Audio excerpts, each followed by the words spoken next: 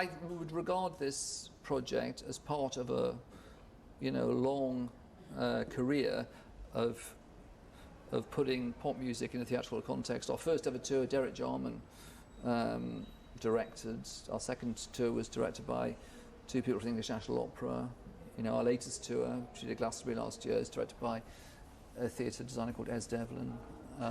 So we've always, and we've done this, I said, the musical and what have you, we've always liked this thing of putting pop music in a theatrical context, really to make it more enjoyable. That's the theory is not very complicated, is to make it more enjoyable and maybe to make you think about it slightly differently.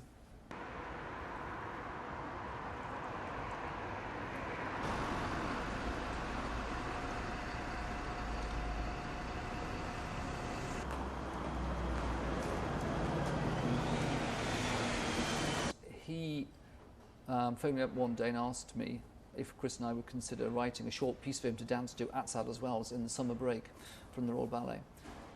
And by coincidence, 2 days later, Chris phoned up saying he'd read The Most Incredible Thing, and I said, that's amazing, because Yvonne's just asked us to write a ballet. And the fact those two things happened over the same few days was why we decided it was a good idea. We approached Sadler's Wells, and here we are now. Is a sort of a traditional ballet structure, but done in a contemporary. It's such a challenge when the boys kind of said, you're the right guy.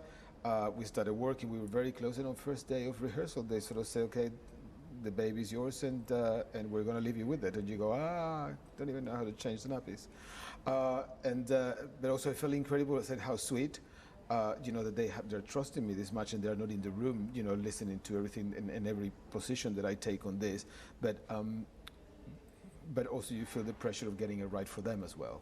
So, because we're all contemporaries in terms of age and in terms of what we want and experience within our own fields, I think it was important to really demonstrate that we were seriously collaborating on it, and I really wanted to honor the fact that they trusted me with their first ballet. Contemporary dance is not traditional, it's endlessly exploratory. And so what we've done is try to mix the exploration with the traditional form. And I think people are quite interested to do that.